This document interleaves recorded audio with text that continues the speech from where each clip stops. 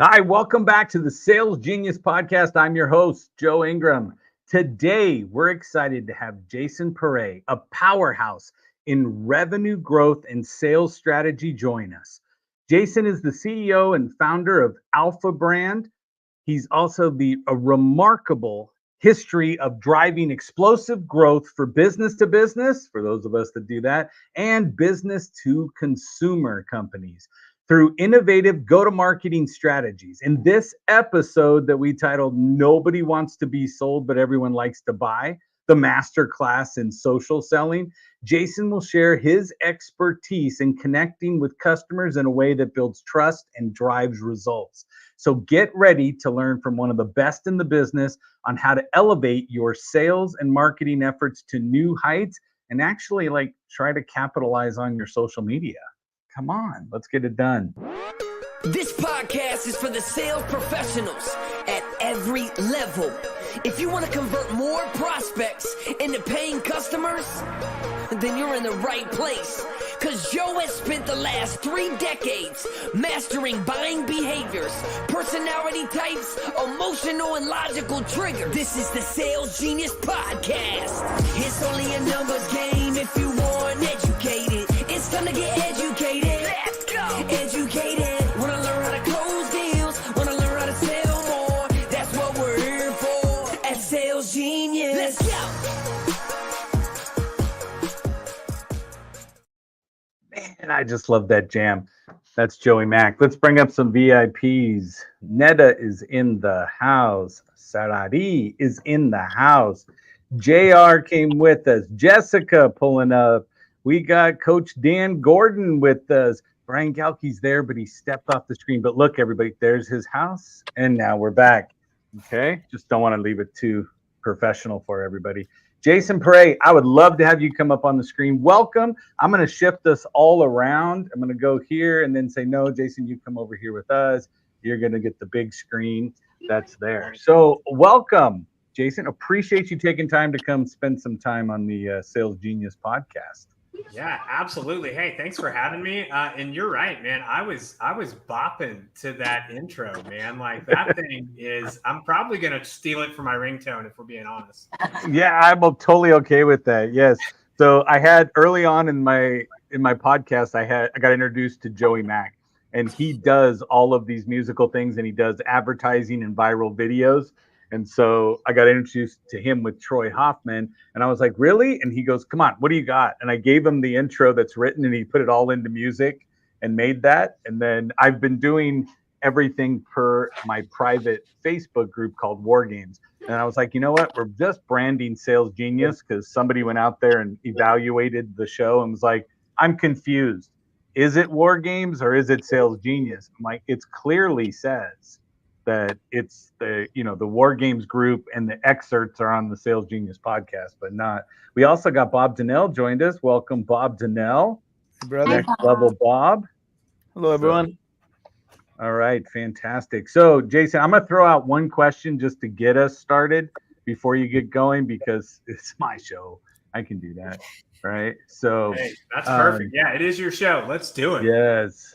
So, okay, you have helped, right, companies and people, right, through a series of growth initiatives, right, across different industries. What do you think is the key to effective social selling, right? And how can a business use it to drive results?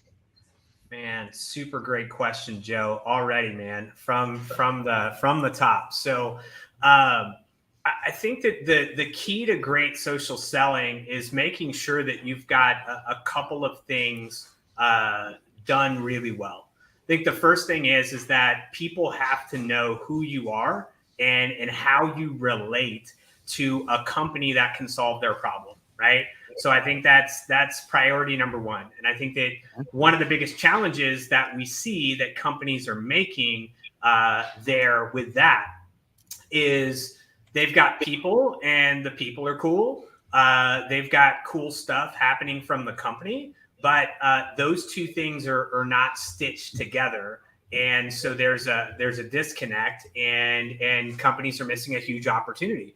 The other thing is, in order to be successful at social selling, it's more about how you build relationships than it is about pounding people with sales related jargon, right? So the second biggest mistake that we typically see companies make on social media with social selling is it's just sales post after sales post after sales post. Hey, if this is the problem that you have, come at us, come see us, right? Email us here. And that's a big issue because, people feel like they're getting pitched at every turn. And like we talked about, everybody loves to buy, but nobody likes to get sold. Fantastic. Okay. So your expertise selling on social. My question to you is, I'm giving you my audience, a whole group of people, basically on the screen, we're slammed. But when you look at it, there's the people watching, people are going to check out the replay. And I want them to walk away with the thought of a master class, 1 or 2 things that you can drop on them so they can stop screwing up the social selling, right? We got the first little nugget where you said, stop making it problem. We solve. So, and then I just want to know for myself, and then I'll also say for Brian, because Brian always wants to know what I know. So we can do that. So what do you think? Yeah. Hey, so I've got 3 nuggets that you guys will walk away from this show, from this podcast with, right? I think number 1 is we're going to talk about profile optimization. That is first and foremost super important. Number 2, we're going to talk about content that connects. You've got to have content that connects to your audience in order to be successful. And then number 3, we are going to talk about messaging that matters. And if we align all 3 of those things together with some of the tips and tricks and insights that I give you today, then what you'll in effect be doing is building an ecosystem that you can invite your perfect fit customer into, and that will help you to sell more via social media. Fantastic. Great. Would you like me to kick up this slide? Are we ready to go? Let's kick it up. Let's do it. All right, let's rock and roll. Everybody get your pens ready. Unless you're driving, don't do that. Yeah, look, in full transparency, right? So Joe's talking to me and we're talking about the show and how I'm going to come on and stuff. And I was like, hey, man, do I need a presentation? And he goes, well, I mean, I like to use a presentation or a PDF when I do it. And so in true Joe fashion, I threw a presentation together so that you guys could have some good takeaways. So that's exactly what's going on here. Okay, so Joe introed me. And what I'd love to share in addition to that is that I've spent 20 years in the marketing industry, on the sales side of the marketing industry. So I know sales, I know marketing. I've helped lead marketing agencies to a lot of success. Some of my former clients are companies like Tropical Smoothie Cafe and Pluralsight, which is a large company over in Utah.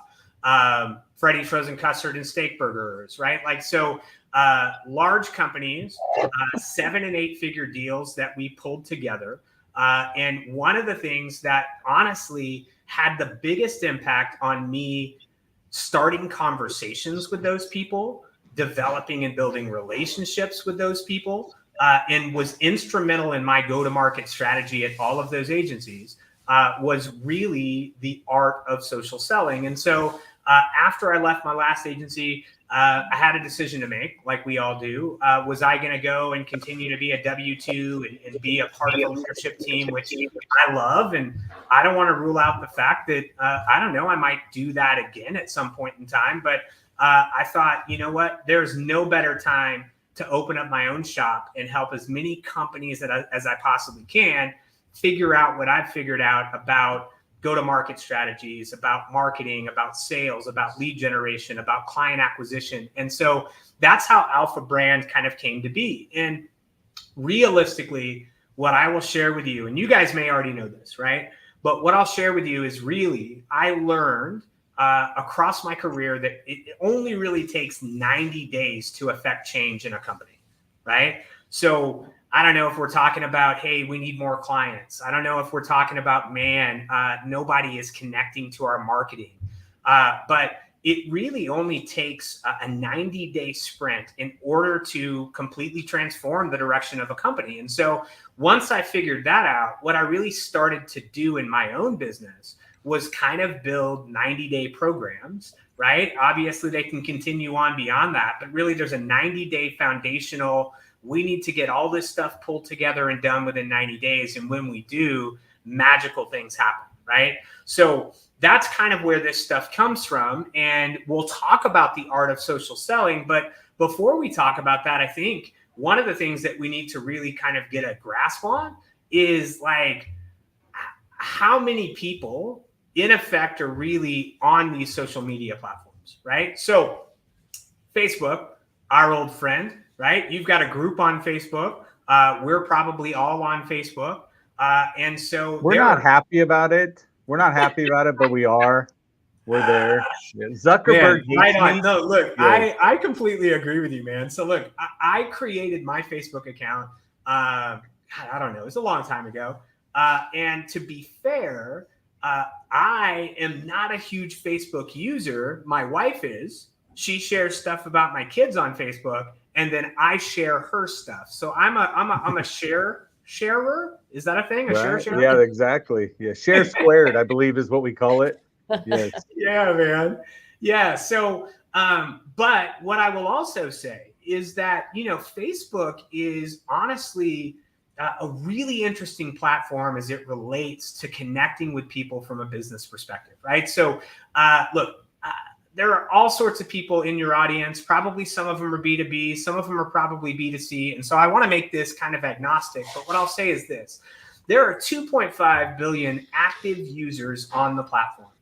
And if you think about the messaging that you get, if you think about the way that people are connecting with you today, I bet you would probably say that very few businesses are actually outreaching to you on the platform, right? So there's a huge green space opportunity with Facebook, and we'll talk about that a little bit. Okay, Instagram. We're all getting pretty familiar with Instagram, right? I think Reels revolutionized Instagram, and let's be fair, Reels was really just Instagram stealing TikTok strategy. But nonetheless, Instagram is budding and growing, and there are 2.4 billion active users on the platform. And here's my caveat. Almost no legitimate businesses are outreaching on the platform.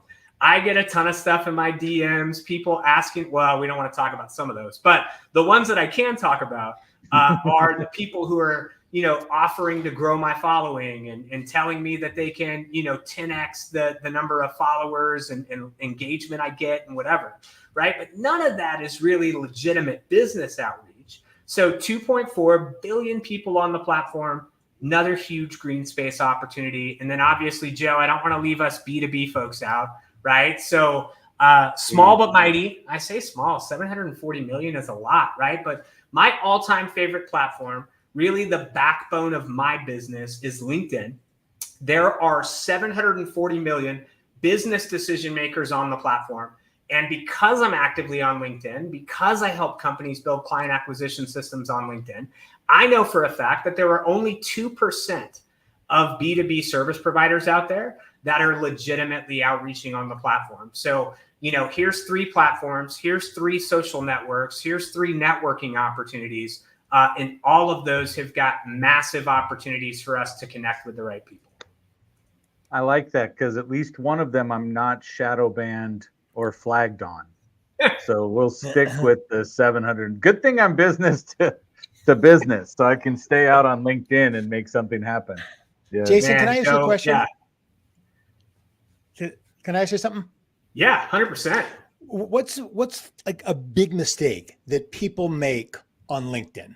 Right? I mean, like it's the classic, people send me messages all the time with all kinds of bullshit offers. But what's the big mistake that someone who's really trying to do something good on LinkedIn? What's the mistake that they're making? That's fair. Yeah, we're seeing a lot of that now. Yeah. So, Dan, what I would say is this, is that the biggest mistake that people make on LinkedIn is they treat LinkedIn like every other social media platform, right? So when we get into the nitty gritty about LinkedIn, right? And I'm super passionate about it. I'm on there all the time, and really, like I said, it's the backbone of how I connect with and engage with potential clients. But one of the biggest mistakes that people make is they treat LinkedIn like Facebook and Instagram and TikTok, and it's not, right? So if we think back to, and maybe some of your audience is not old enough to even know this, right? But when we think about, thank you, Jason. Yes, when LinkedIn initially came out, it was designed for people to connect with business leaders that they knew, right? So it was intended to be a networking platform, and really at its roots, LinkedIn is still that, right? So it's a networking platform versus a social media platform. And so the benefit that brings is ultimately everybody on LinkedIn is business related. And if done correctly, you really have a good opportunity to network on LinkedIn at a massive scale, similar to the way that you might go to an in-person networking event in a city near you, right? So if you can think about it like that, and you think about it as the world's largest networking event, and you approach LinkedIn in that way, then you'll absolutely find far more success than you would if you try to build in a social media marketing strategy on LinkedIn. Does that make more sense? Yeah, that's really helpful. Thanks. Awesome. I like it. And networking is still for amateurs, Bob. We got you. We know. Yes. I know you said you'll get into the nitty gritty later, but I've been focusing on growing my LinkedIn, and with my engagement statistics, I noticed that I get more engagement when I post more personal things and not related to my business versus, I do project management. So everything about project management, I get a lot less engagement versus when I post more personal things. So what's your thought about that? Yeah, so I think that there's a balance, right? And I think that, okay, so when I love this, we're going this direction. This is awesome. So okay, so think about it like this. So when you think about what the creator economy is doing today to social media, you've got guys like Alex Hormozy, and you've got guys like Dan Martell and Gary Vee, right? And they've got these huge followings. And so they are seeing massive success on TikTok and Instagram and Facebook, right, as a carryover. And then you've got us normal business leaders, right? Well, I mean, except for Dr. JR, that guy is not normal, but we don't go normal. No normal. we've got most of us normal business leaders who are looking for a place to share our thought leadership. Okay. Now, because the creator economy is doing what it's doing on Instagram and TikTok, guys like, Gary Vee and Dan Martell are interlacing a level of personal with their business, right? Because that's super acceptable on Instagram and TikTok and Facebook.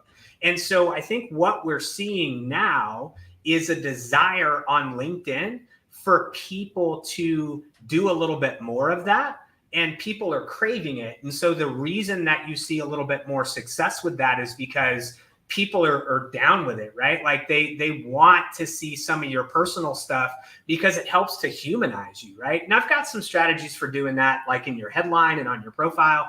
But what I would ultimately say is people want to connect with and do business with people, and your personal content, right, sparingly or balanced out with the rest of the stuff that you're doing, helps people to understand that you're a real person who wants to develop a relationship with them. So while we're talking about LinkedIn, I have a question also. It's my least growing platform. But so I'm taking shorts, killing it on Instagram, growing it on TikTok. LinkedIn seems to have very low. What I do see on LinkedIn is a lot more people doing static pictures and writing content. So are you a bigger fan of static photos and content, or articles or videos? What's your LinkedIn best results strategy?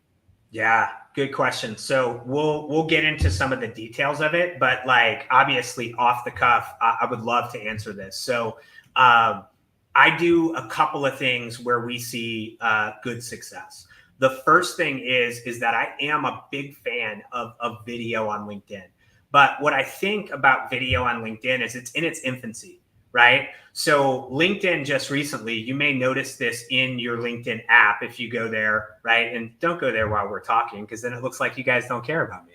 But go there when we're done with this show, and what you'll notice is there's a video icon now on your LinkedIn down at the bottom of the page where you can click and you can kind of see a feed of videos just like you would Instagram Reels, right? So that is pretty new to LinkedIn now. The second thing that I'll say about that is actually their algorithm, from what we can tell, is actually slanting a little more towards video content. So much so, in fact, that like one of the ways that I see success in posts that I do is as opposed to posting like a static image, I'll actually go into Canva. I'll create a post that's got a quote on it from a post that I'm making. And then I'll drop B-roll video in the background. And that post, like words over B-roll video, will actually perform way better than some of my static picture posts. So I think that there's an opportunity, in fact, to kind of give the algorithm what it's looking for, which is, I think it historically has rewarded text and graphics like you're talking about. So take that text and graphic, drop a little B-roll in the background, and you can tap into the video aspect of the algorithm. And then, as the platform starts to catch up, I think we'll see the stuff that you're doing on Instagram with the reels and the shorts, right, on YouTube, being like having a little bit more traction as their algorithm kind of catches up. Awesome. I'd like to point out to Jason that I stayed on the show instead of going to go take that advice right now. I love it, Joe. Yeah, man. Yeah, I'm like, oh, I'm gone. Let's go over to Canva and take my quote from Facebook today and go put it out here. Yes. So honestly, I know what I'm going to see from Joe now, right? Like all of these clips that he's going to do, B-roll quotes on top of them. That's going to be Joe's new strategy. Yep. LinkedIn, baby. Yes. You know why? Because those people have jobs and money. That's what we liked about them. They do. Okay. And look, man, kind of side note as it relates to that is like I work with some B2B, some B2C companies. And as I'm working with those guys, they're talking to me about, man, we really want clients that have money, right? Like we want a lot of the people that we're getting are tire kickers, or they're only buying our product one time, right? Like that kind of stuff. And I'm like, okay, well then why don't we create a strategy for you on LinkedIn? Because then how you narrow in on that ideal client is they're a corporate executive. When was the last time you knew a corporate executive to not make at least six figures, if not multiple six figures, right? So if you're a B2C company and you're looking for high net worth clients, there's definitely an opportunity to kind of like adjust your offer to fit for LinkedIn in an authentic way. I like it. Brian asked specifics. Yeah, tell him what you do. I said I had to leave early, so I want to get my question in. And my only other question is, you have 5 minutes. I'm telling you, go. I know. Yeah. How are you guys going to sing happy birthday to Joe since his birthday was Sunday after I'm gone? Yeah, no, it won't happen. No, we probably need to do that. I feel like we could do it after the show because we don't want, the people listening to it a month from now will be like, what? Yeah, we don't get it. So the Spotify audience will be confused. So, but thank you. But no, so like, for example, I'm a consultant. So I go out I solicit companies. Brian is the same thing, but he's more of the speaker. So he can come in and revolutionize your sales department in one way. I do it multiple ways. Brian only has one. So that's the one way that he has. Yes. But so Saradi, this is the guy with the eyebrows and the facial stuff. You became famous at the conference because after I spoke to Joe and he told me all about the reading with the eyebrows and we would just stare at people and he would question me when people would come up to us. like, okay, what do you tell me about their eyebrows? And they're so confused at like, what? What is happening right now? I'm like, the Pleasure. guy speaking right now. What do you see? What do you see? Yes. Oh And God. so yeah, Brian pinged me and images was like, are "Did you too steal small." my stick?" Yeah. Yep. So I saw people posting about he's stealing my job. yeah. But I do I have was to like, I run. got Thank this. you, Jason. I appreciate it. Yeah, no problem, Brian. Hey, catch the rest of it, you know? Fantastic. Sorry, I'm gonna go back to let's have Jason go back to boom. All right. Oh.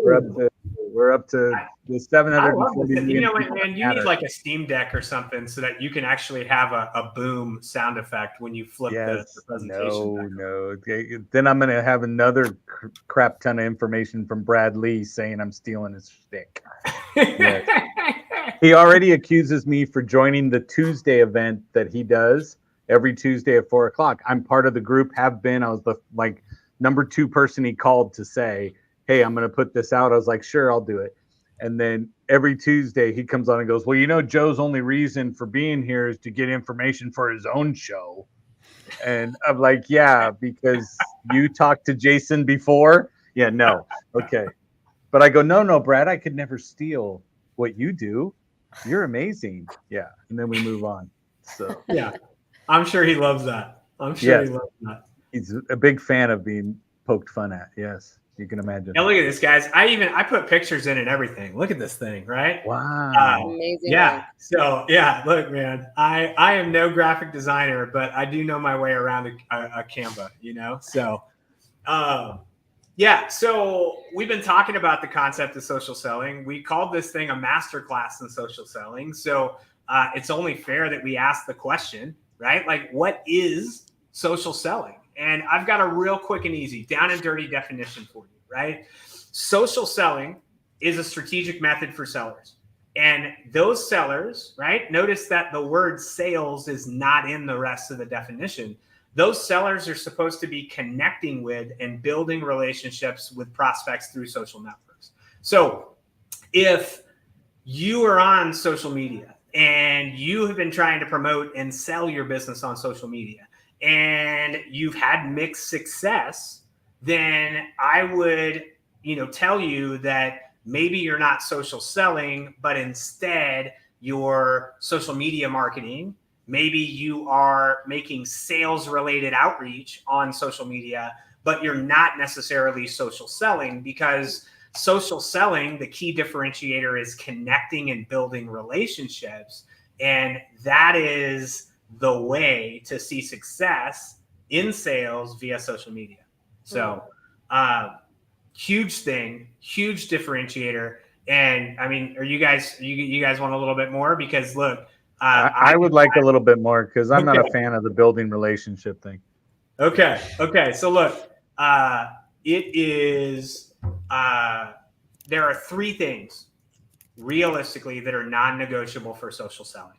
Number 1, your profile has got to be optimized. And so like I led off with, like I told you guys, like I'll talk to you a little bit about how we optimize a profile, but that is table stakes. Number 2, you have to be consistently posting content, right?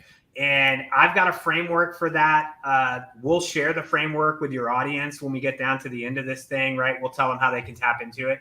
But, and I'll share the framework as we go along for those note takers. But consistently posting insightful, engaging content, right? And it's easier than it sounds, right? That is table stakes, non-negotiable for social selling. And then obviously the last piece that everybody thinks that they've mastered, they've gotten down, and they are doing is connecting with their potential customers, right? The problem is that when you connect before you have your profile optimized and before you are consistently posting content, you are 100% a taker and not a giver, right? And like the key to networking, whether it's in person or otherwise, right? Because again, we're thinking about this thing as we are doing the best that we can to attend the world's largest networking event and connect with as many people authentically as we can, right? The key to networking is to go in with a giver's mentality, not a taker. And so if I am your potential customer and before I know anything about you, I get pitch slapped in my DMs because I accepted your connection request or your friend request. And then all of a sudden you're like, hey, guess what? I can save you 20% on your life insurance. Definitely let's have a conversation. I'm like, whoa, right? But if instead of that, you sent me a connection request and I was like, hey, what is Joe about? And all of a sudden I'm looking at that and I'm going, man, this content is cool, right? He's probably going to pitch me at some point in time, but that said, like, this content is of value to me. I really think that I can do something with it. Then I am much more likely to entertain your pitch, your connection, because you've provided me with value ahead of it. Does that line up? Yeah, it makes sense. So your content better be doing the start of relationship building for you. Yeah, 100%. Right. So we'll talk about that. Like I've got a whole section on content, but like, let's start with the optimized profile. Right. So a lot of people are confused. I get the feeling, Jason. Hey, look, if I have a slide with a question on it, there's got to be a second picture of a confused person. You know? Yes. Yeah. Yes. Look at those eyebrows. Pondering the question. Boom. Coach Dan Gordon coming in with the eyebrows and Brian's not here. So. All right. So an optimized profile accomplishes three things. Who are you? What do you do? And who do you work with? Right? So if someone touches down on your profile, whether it's your Facebook profile, whether it's your Instagram profile, and especially if it's your LinkedIn profile, they should be able to determine who you are, what you do, and who you work with. And if they can't, that's fine. But at the same time, just know that you will have trouble selling from that profile, right? So one of the biggest questions I get is around like a Facebook profile. And they're all like, well, how do I do that on Facebook? And like, most of what I'm doing on Facebook is I'm sharing things from my wife, or like I'm sharing stuff about my family. But like I have a ton of connections, a ton of friends on Facebook. And I'm like, okay, well, there are ways that you can adjust your profile just a little bit so that people know that you have a company, that you're a consultant, that you offer specific services, right? And it doesn't have to overtake your profile. So let me show you what that looks like. Top left corner is my LinkedIn profile. Okay. So there are three things in my LinkedIn profile. We'll talk about the best one first, because that's the one that's the most relevant to me and any B2B sellers. So you want to have a header banner that helps people to understand what you offer and how you can connect to them, right? Or how they can connect to you, right? So your header banner is like vital real estate on your profile. It takes up probably one of the healthiest parts of your profile at the very top. Everybody's going to see it. Super important. I would say the same thing is true on Facebook too, right? So you can see over on the right-hand side what I've done with my Facebook profile. I've got my company logo in there. If you scroll a little bit further down, but it wouldn't fit right in the presentation, it says that I'm the CEO and founder of Alpha Brand. It also has my speaker persona there, right? Like those kind of things. And so what I find in both of these cases is that if someone just happens to touch down on my profile without scrolling any further than the very top, it's easy for them to understand who I am, the company that I represent, and what I offer people who work with me. Perfect. The other thing that I'll touch on too, right? Like, so you can see down at the bottom is, that is my Instagram profile. My Instagram profile for my business is actually branded for the business. You can do the same thing from your personal profile, but like I wanted to show an example of, I've got a personal profile that typically tends to house most of my corporate speaking stuff and all of that. But like from a business perspective, I want people to know that they can tap into Alpha Brand, right? But I also want them to know that I'm just not like a faceless company. So what I've done is I've created a profile image that's got the company logo and it's got a headshot that's a part of it, because I only have like one profile picture. And so they know that there's a person there. And then, like what you'll notice is that you don't have a header banner opportunity in Instagram, but what you do have is the ability to convey that same information pretty succinctly across the 3-4 lines that they give you, right? So it's like, hey, this is what we do. This is our mission and how we help. and this is how you can get in touch with me, and then a link to however they can do that. In my particular case, right, like a lot of people use Linktree. I just want people to come to my website, fill out the website form, and then we can connect, right? So easy ways for people to understand, right, from an optimized profile perspective, who you are, what you do, and who you do it for, right? Like that's the name of the game, every profile. And you'll also notice too, right, like that if people come across me or like they connect with me across different platforms, that stuff is going to align because the headshot is the same or similar, right? So there's a really good opportunity for them to go, oh yeah, that's the guy where I saw this from Instagram, or that's the guy where I saw this from Facebook or LinkedIn or whatever, right? Like we're stitching those things together so that people have the ability to understand from each one of those profiles a little bit of the story. Love it. Yeah. Awesome. I'm really fighting the urge to go check all mine as you go through this. Okay, I just want to tell you right now. I'm like, oh, open another tab. Let's go get it. Yeah. So, dude, I'm glad that you're not. I'm feeling very valued right now, Joe. Thank you so much for that. Right. You know? So the other piece that I'll add is that it is super duper important for you to create a customer narrative that your clients and customers can relate to. When we're talking about a LinkedIn profile, your about section should be your customer narrative, right? So nobody needs to know that you spent 20 years working for Apple and now you're doing your own thing and you were a President's Club Award winner and all these different kind of things, right? Like we have been conditioned to think that biography actually sells for us, when in fact what sells for you is a customer narrative that tells your ideal client like who you are and who you've helped and how you helped them and what the results were of that engagement. And so in the case of LinkedIn, that's your about section.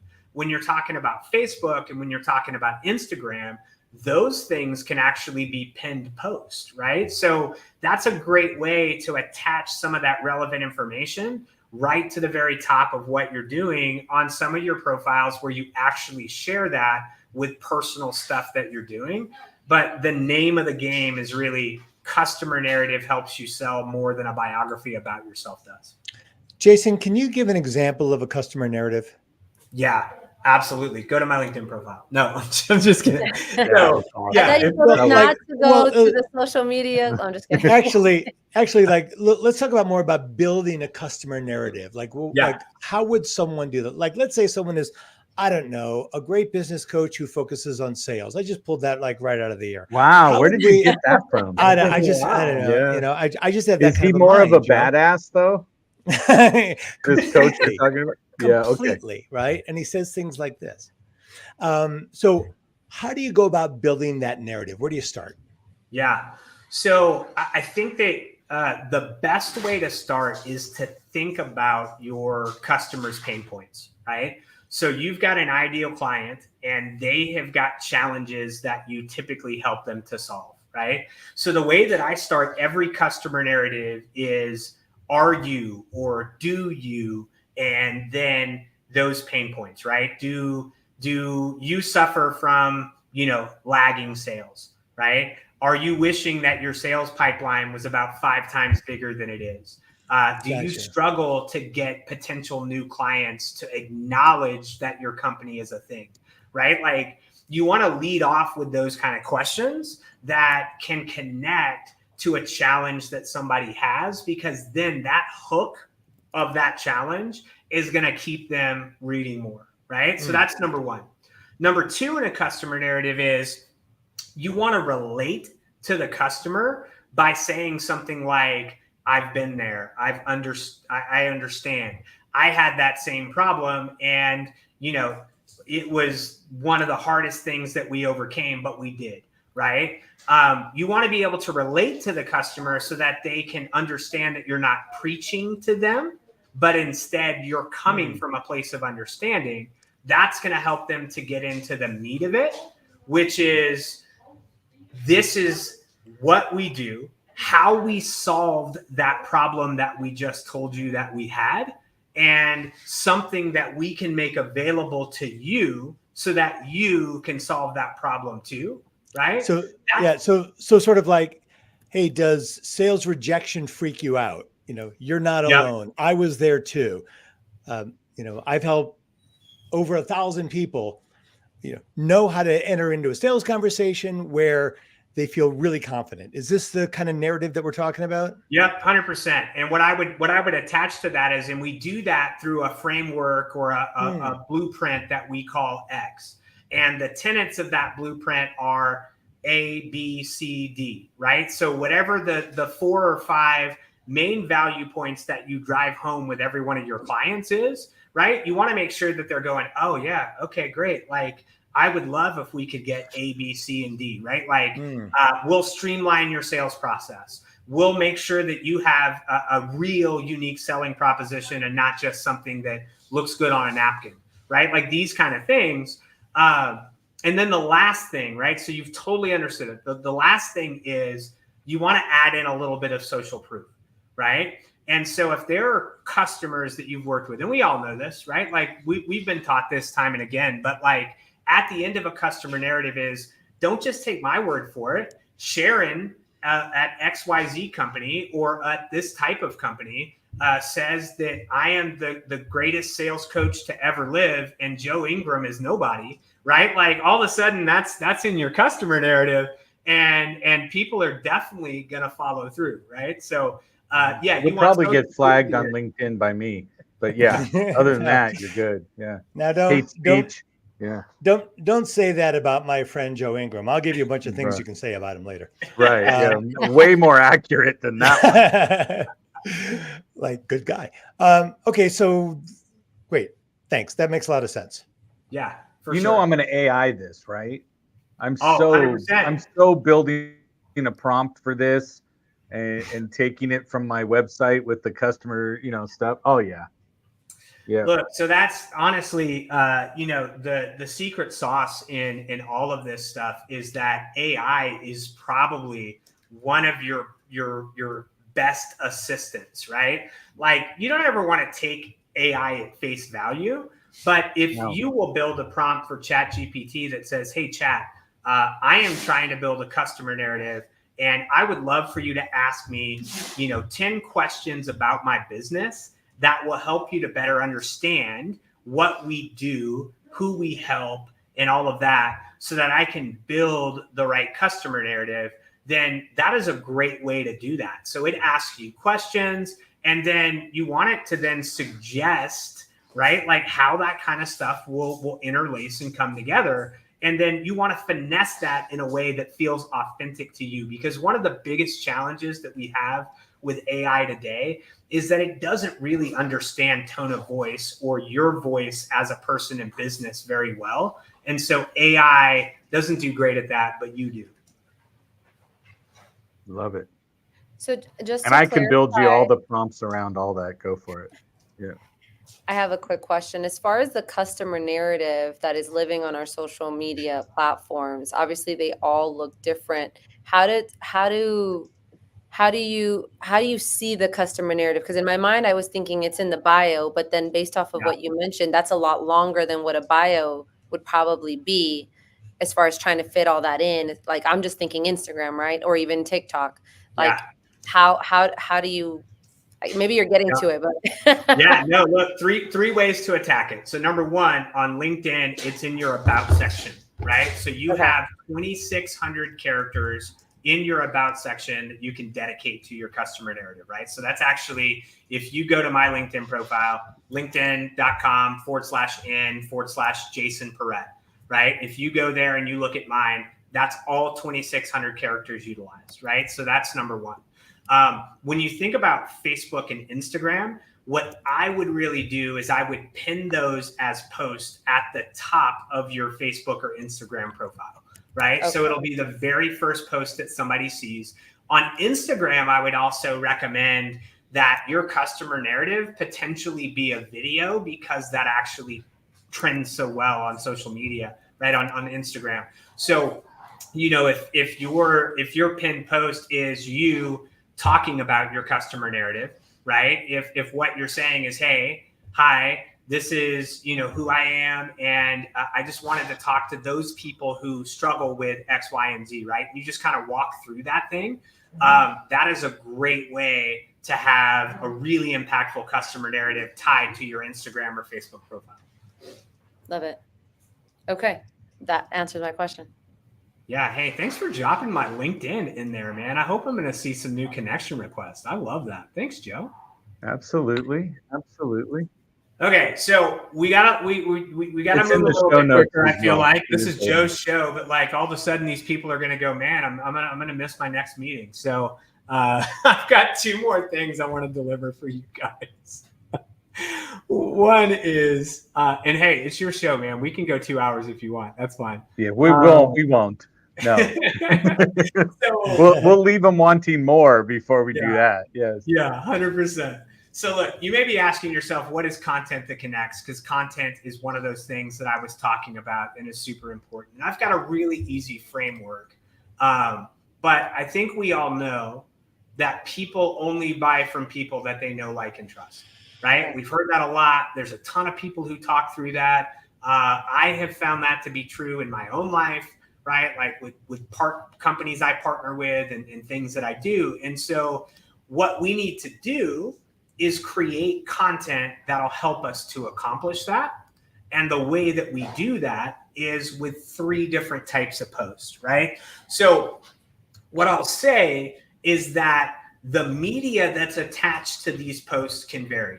Whether you want to attach a picture to it, whether you want to use short form video that's clips from podcasts, whether you want to create video where you're just straight talking one-to-one with the camera, right? Like the media that you attach to it isn't as important as you're trying to accomplish one of 3 things when you post on social media. Number 1, trust content. The goal with that is to educate and equip. Okay. So from your purview, from your area of expertise, you want to share tips, tricks, and insights for your audience that they'll find value in, right? So if you're thinking about me, I share a lot about LinkedIn lead generation. I share a lot about building a client acquisition program. I share a lot about B2B marketing, right? Like top of the funnel type stuff that basically people can implement these, snack size strategies in their business on their own. And they'll remember to some extent that I'm the expert that shared that, right? So like that's trust content. We're going to skip over sales content and we'll talk about story content and then we'll come back to sales, right? So story content helps people to like you. Now, think about when you were a kid and you went to the library and your mom dropped you off for story time, right? Like you loved it. When you were a little kid, it was probably the highlight of your week, right? You probably asked to go back to the library because stories, there's something special about a story. And so when we think about that from a business perspective, that story content, it can be client stories. It can be stories from your life, right? Like it can be personal insights, things that you've learned that you want to share with your audience to reveal a little bit more about who you are. One of the things that I like to do is I like to share stories that convey a point, right? So there is all sorts of content that is out there, written and video and otherwise, right? Where people are sharing generalized stories that have a moral. And that content helps people to understand a little bit more about what you stand for. So story content builds likability, and you want to make sure that that's a part of your strategy. And then obviously sales content, right? So sales content is to some extent disguised as trust content, right? So sales content is insightful. It's, hey, if you want to know how to go viral on Instagram, here are the top 5 tips that, I would give you for being able to do that. And then the end of the post is really where your sales hook is. And it says, oh, by the way, we help companies go viral on Instagram. If you want to know more about how we do that, DM me the word viral and, we'll get in touch, right? Like that kind of thing. So you want to focus 80% of the content that you post on trust content and story content, 20% of the content that you post should be sales related.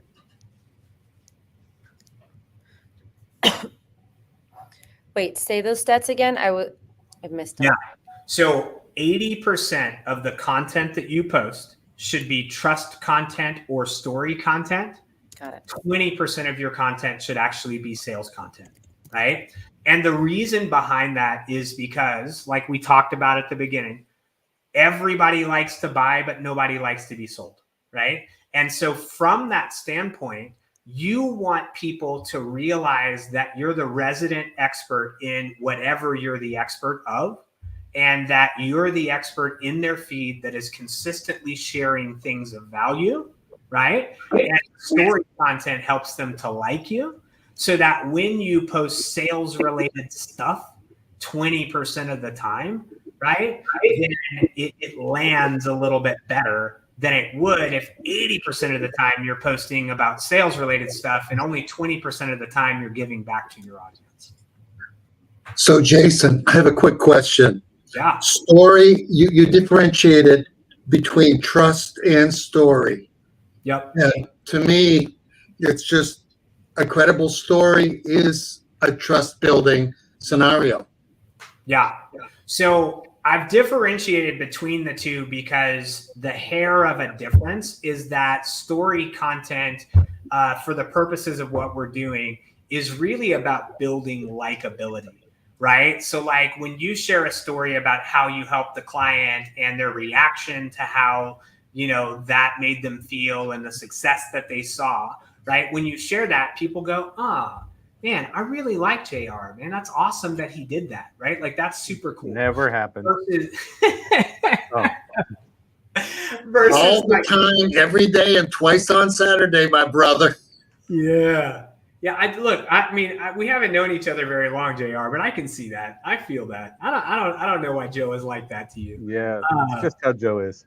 The trust content, on the other hand, it builds trust because you're giving away bits and pieces of your strategy, right? So like if you're a digital marketer and you're telling people how to, create more engagement on a social media platform, understandably, you get paid to do that. But when you give away bits of that strategy that people can implement on their own, they start to trust you as a result, right? So that's why there's the distinction between trust content and story content. But I also agree with you, right? Like a well-laid story does help to build credibility, and that credibility helps people to trust you as well. Mucho thanks. Yeah, no worries, man. So, all right. So the last piece of this puzzle, right? So remember that we were talking about like 3 pillars, right? The optimized profile, right? The content that connects, and then messages that matter. Okay. So like we had kind of talked about in the very beginning when we were talking about LinkedIn, one of the biggest challenges, one of the biggest issues that I see, that we see with people who are trying to use social media to sell, is that everything that they do focuses on the sale, right? And like we were talking about, you have to be a giver, you have to provide value. But ultimately, once you're in a position to have a direct conversation with somebody, DM, inbox, right? Then you want to send a message that matters. So let me pose this question to you and the audience, right? If you were at an in-person event, would you vomit your pitch to everybody you met? I'm hoping the answer is no, right? Because I certainly wouldn't, right? Everybody that comes by, everybody that shakes my hand, hey, this is Jason and I sell insurance and I'm hoping that you might need an insurance quote. I'd love to get together with you next week and, that kind of thing, right? Like people are put off by that, right? Now, when you're at an in-person event, maybe you're a little bit more relaxed. Maybe you've had a couple of cocktails and the thing that you're going to do is start a conversation with people. The same should be true on social media via DM and inbox, right? So you need to start conversations. And I'll even give you the very first message that I send almost everybody after they've accepted my connection request, right? So I tend to want to point them back to the content that I create, the content that I've created, right? And I do it like this. Hey, super glad to be connected. I post a lot of content as a CEO and founder to other CEOs and business owners, right? The topics are usually, and these are my topics, sales, B2B marketing, lead generation, right? So they're learnings from working with clients. Are there any hot topics in your business right now, right? So two things typically happen in this scenario, right? The first thing is I'll get a reply to this and somebody will lead me into a conversation that we can have about something that's going on in their business. Or I'll get somebody that basically like doesn't reply, and that's fine because I've got other messages in the sequence that will help kind of lead them to the conversation that we want to have. But at every instance, what I do know is that this is a very soft way for me to get into a conversation with somebody that leads for me to better understand about them, about their business, about their challenges. And when I've done that, I'm in a better position to say, hey, I have about 4 or 5 clients that came to me with the same exact hot topic that you're talking about. Maybe it makes sense for us to have a conversation about how we help them, right? So we're starting conversations, and because we are starting conversations, we're having more relevant conversations. And those relevant conversations lead people further down the funnel. I have a question. Do you feel like this type of message is equally useful or is the same tactic or whatever when it comes to, because I could totally see this in LinkedIn, but as far as Facebook or Instagram, where those are more casual, is that kind of the same setup? Yeah, I think so. So I think that the best opportunity, if we're being honest about businesses on Facebook, tends to be related to finding your audience in a group, right? So even if your audience is B2C, they're probably in a group that defines who they are, right? They're a mom, they're a dad, they're a whatever, right? So when we do that, I think that there's a really good opportunity to modify a message like this and say, hey, super glad to be connected. You know, watch the posts that I'm making for stuff about, like if we're in a dad's group, for stuff about I'm doing with my family. Hey, curious to know, you know, what's going on with your family. You know, I'd love to learn and know a little bit more about you, right? Like those kind of things. So straight up B2C, dad to dad, about to hop into a conversation there. The same would be true. And I think this message would translate almost exactly the way it's written. Like if I'm in a group for sales, or if I'm in a group for business owners or founders or whatever, right? Like it's really just about kind of shrinking the circle around that person and helping them to know that you're a real person who wants to have a high level conversation with them that could lead to something. No, I love it because you could truly plug and play the framework, right? Yeah. So if it is, I'm the dad, right? Hey, I post a lot of content as a husband and father, or as a father, right, to other fathers, right, or parents, right? And then you can come back in and says, are there how many? You could even change it to say, how many children do you have, right? Yeah. You can put in there, I have 27 children. Right. And then, how many kids do you have? Right. And they're going to go, yeah, you don't have a TV at home. I know. Yes. But Joe, you have 27 grandchildren or children? Yeah. Neither on both, but okay. Yeah. There's only one grandchild in the picture over there. Yes. There's one. All right. So I've got 2 more slides that'll bring this thing home. Right. So number 1, full transparency. We send potential clients a 5-message sequence, right? And that sequence gets increasingly more specific as more time goes by. So when we create a message sequence, a cadence that's going to go to somebody, we are definitely very general and broad in the very beginning. But by message 4 or 5, our offer, our hook has gotten a little bit more direct, because if they haven't responded up until message 4 or 5, 2 things are true. One, they're not interested. And so why does it matter if I shoot my shot? Might as well, because that might resonate. Or number 2, they're not as active on social media as maybe I am, or maybe you are. And so because of that, I've got a short window to connect with them and get my point across, right? So we send a 5-message sequence to everybody that we connect with that helps us to lead them further into the funnel and potentially book that person as an appointment so that they can hear a little bit more about what we do.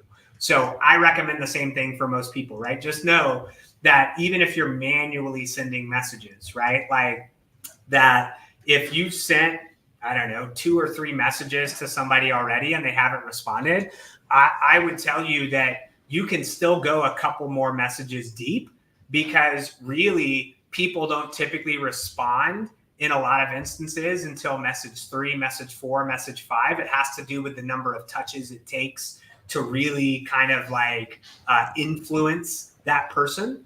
But the deeper into the sequence you go, obviously, the more specific you should be, the more direct you should be, because you're running out of window of opportunity to get that person flipped into your sales funnel. Perfect. Okay. So what we teach, preach, and do, what we've been talking about throughout this entire thing, is what I like to call the ecosystem model, right? So ultimately, there's you creating content, and that content is going to help to connect with, as well as you're manually connecting with, an audience of people that are your ideal customers, right? That audience is either going to engage with your content, or they're going to engage with your messaging. You can see that that's, I don't know, 15, 20%, right? 25% of that larger audience that you targeted. And that's the audience that you're looking to book an appointment with, right? That's the audience that you're looking to have a sales engagement with. So the ecosystem model that works really well in our business and in our clients' businesses is we invite prospects into a world that we've created with an optimized profile, with content, and with targeted messaging. And that's how we end up booking appointments and having sales-related conversations. I love it. Guys, it's really simple. It's on the screen. What are you doing? I don't know why you guys haven't done it yet. Yeah, I mean, right? Look, and this is this is something that it sounds simple. It is simple, but what I would also say is part of the challenge for most people is it's a bandwidth issue, right? And we get it. That's why Alpha Brand offers like a fully managed aspect of this service, right? So like if anyone listening to this, or if, whatever, right? Like if we're having this conversation and you're going, hey, everything that we talked about over this, as I'm trying to topple over my microphone, everything that we talked about over the past, hour is great. Like I want to do that, but I just don't have time to do it. Then know that Alpha Brand does that. We can facilitate this within your business to help you have those sales conversations that you're looking for, right? And so I get it. The bandwidth excuse, the bandwidth issue is real, which is why we exist, to like circumvent that, right? Like we want to help you get past that, and we'll fully manage a service that allows for you to have this in your business without having to do it yourself. So how do people engage with you on this? Yeah. So couple of things. Number one, exclusively for War Games Group listeners, right? Sales Genius listeners. I would love if you guys would send me an email, right? If you'll send me an email to hello@alphabrandadvisory.com, you can also go to the website that's been scrolling down at the bottom. And if you will do that, I have got some free resources for you that I'd love to put in your hands, right? Our content planner. So we've been talking about content. You need to post more content, right? How do you keep all of that organized? I've got a content planner that I've created in Notion that I can share with anybody that wants it. Attached to that content planner is my ultimate hook book. So it is 40 formulas for hooks that you can use that will help people like lock on to your posts a little bit easier, right? So I've got an ultimate hook book that we've created that is going to be, packaged in with that content planner. And then we were talking about that framework. We talked about know, like, and trust and story posts and all of that stuff. I call that the Alpha Personal Content Framework. And so that Alpha Personal Content Framework is also free and attached within the freebies that we put together for you. So if your audience, if anybody who's interested will send an email with WGG in the subject line and just tell me a little bit about you and your business, that would be awesome. Or you can go to the website and you can do the same thing, right? Click on contact us. There's a form there. Punch in your info. Just let me know that you heard us on WGG and tell me a little bit about your business and we'll get you hooked up, right? So, man, Joe has also really hooked me up from the standpoint of like my LinkedIn was in there. He's posting my email. He's doing all this different stuff, man. So that is the best way to connect with me. And then what we do, right? So if we're providing this service for somebody, that's not attached to all the freebies. I will try and sell you that. But if you're working with us on this service, it all starts with kind of outlining what your goals are. Most of the time people come to us because they don't have a consistent lead flow and they're looking to increase the number of leads that they have the ability to connect with, right? They want more leads. They want more appointments. They want to have more sales conversations.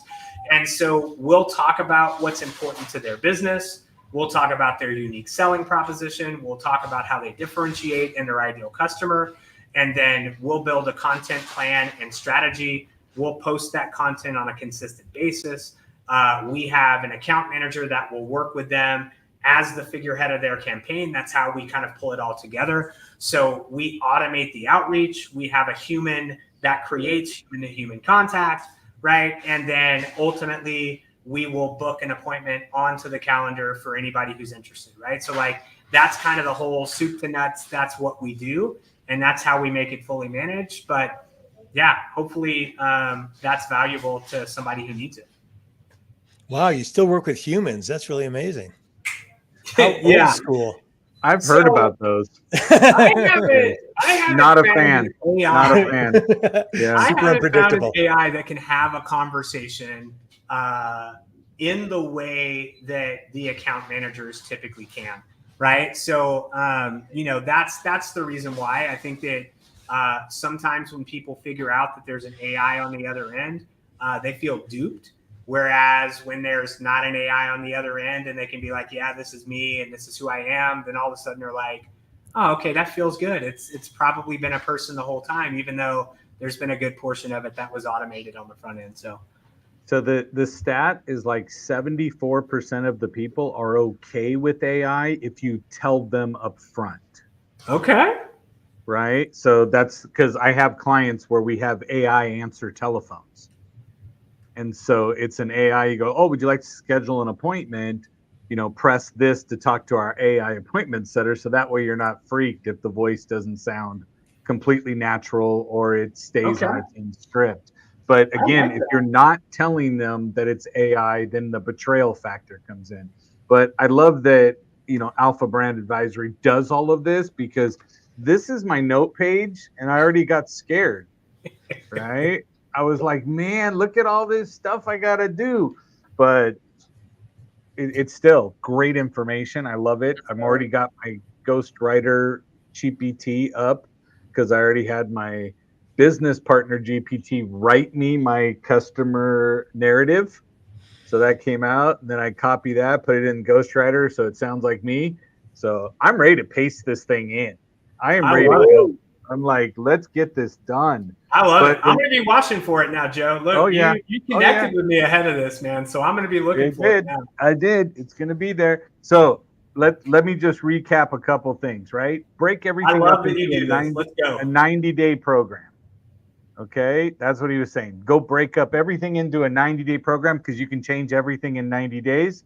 So stop, redefine what you want. and let's build it out and just rush for 90 days. Everybody can do it for 90 days. We're good, right? And then you're going to go down video on LinkedIn. Look at Fiona's there. So we're good. When you look at it, we're going to go out video on LinkedIn. It's getting there. Now, I will tell you, Brian and I, we are all video on LinkedIn, right? So now we got to go back to the other thing. I'm excited to start putting some information on a video slide so it looks static at the same time, so we can trick the algorithm into getting it out there. So it is fun because you always have to find people to run with. Like Brian and I send the weekly status updates from LinkedIn on how many views and engagements and stuff like that. So we're both screenshotting it off of the app and sending it to each other to say what worked, what didn't, right? And go through. So so words on a B-roll is the note I took, right? You got to go for profile. You have to have content that connects and your messaging. So you're going for profile, content, connection, right? Yeah. And all three of those should validate, right? The connection part, once you reach out to somebody, the profile and content should be helping them through that. I need to have 7 touch points before I start to begin to trust somebody. Yeah. And so if you think of it that way, when you go to build your profile, it should be there. Your profile needs to tell you who, what do you do, and who do you work with, which I liked about that one. Stop doing your about me bragging section for LinkedIn and go put in a consumer narrative, right? Do you, are you, something along that? Because what, I've been there. This is how we solve it with this framework, right? And then go through, and I was sketching down fun, engaging, training, AI, stuff like that. You got to split up your posts on social media for 80%, which is going to be story or trust. Okay. And then 20% is you pitching who you are and what action, call to action you wanted them to do. Right. And then you had mentioned you do a 5-message sequence when you reach out to people, 3 generic, and then 4 and 5 become more specific. And then after all that, and you go, dang, that was a lot of information he just dropped, and you say it was fantastic, but I don't want to do it. Then you reach out, send an email to hello@alphabrandadvisory.com, put WGG for the War Games Group in the subject line, and get yourself some free stuff, content planner, all that stuff that he put out for you. Yes.